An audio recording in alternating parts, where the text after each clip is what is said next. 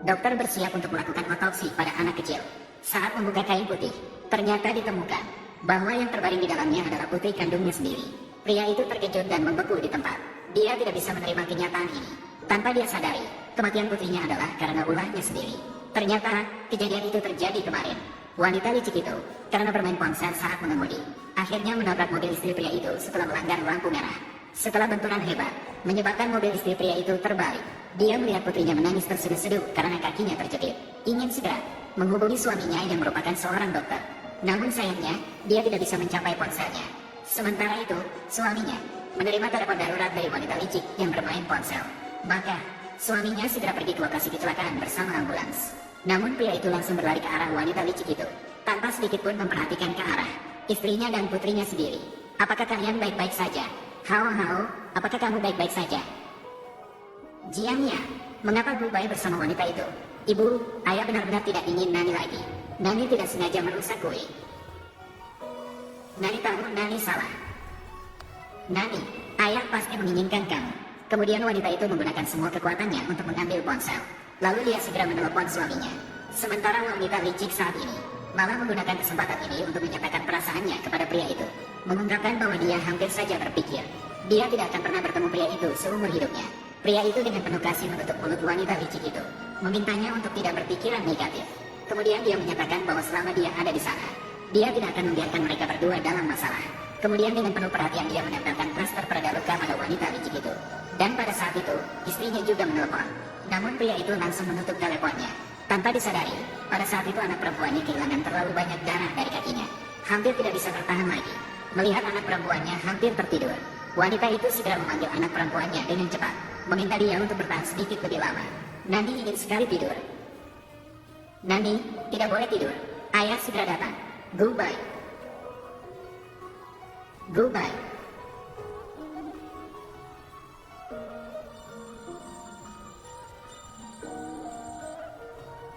Mengapa tidak diangkat saja? Bagaimana jika ada keadaan darurat? Halo, Goodbye. Sudah berapa kali aku katakan padamu, jangan mengganggu saat aku sedang bekerja. Ada masalah dengan putri kita, Zhu Qingqing. Bisakah kamu tidak selalu menggunakan anak perempuan sebagai alasan? Aku sedang bekerja. Apakah kamu tahu tentang kecelakaan? Jiang Ya dan Hao mengalami kecelakaan mobil. Aku dan Nani juga mengalami kecelakaan mobil. Apakah kamu gila? Mereka mengalami kecelakaan mobil. Apakah kamu pikir aku sedang bercanda? Bisakah kamu sedikit berempati? Aku tidak berbohong. Kami benar-benar mengalami kecelakaan. Goodbye, lihatlah ke depan. Kita hampir tidak bisa bertahan. Cukup. Setiap kali ada hubungan dengan Jiang Ya, kamu langsung cemburu dan marah. Kali ini bahkan mengutuk Nanan mengalami kecelakaan. Apakah ada ibu seperti kamu? Berapa kali aku harus mengatakannya padamu? Aku hanya teman sekelas dengan Jiang Ya.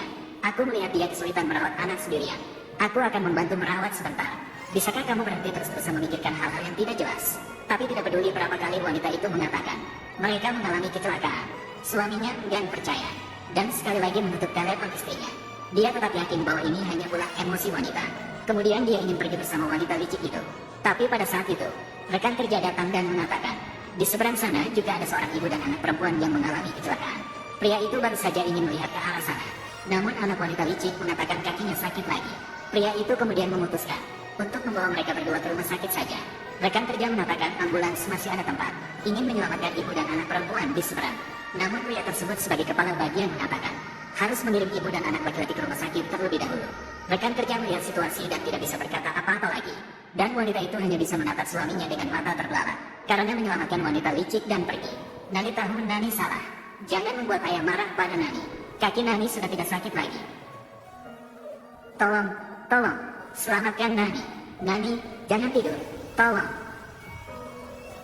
Ibu, Nani bukan anak yang baik. Nani tidak mendengarkan. Nani mengantuk. Nani ingin sekali tidur. Maaf, jangan tidur. Nani, jangan tidur. Tolong. Akhirnya ambulans kedua mengirim ibu dan anak perempuan ke rumah sakit. Para dokter berusaha sekuat tenaga untuk menyelamatkan. Saat itu wanita itu sudah hancur dan duduk di tanah. Dan suaminya malah bermain dengan anak wanita licik itu. Saat itu, seorang perawat keluar dan mengatakan bahwa gadis kecil kekurangan darah. Darah perlu segera disuntikan kembali. Namun, golongan darah gadis kecil adalah golongan darah langka. Rumah sakit sebenarnya tidak memiliki banyak stok. Maka bertanya kepada keluarga wanita siapa yang memiliki golongan darah yang sama. Wanita tiba-tiba teringat suaminya sendiri. Maka segera menelepon suaminya dengan cepat. Angkatlah telepon. Wow, bagus sekali. Goodbye. Bagaimana kalau kita memesan kue baru?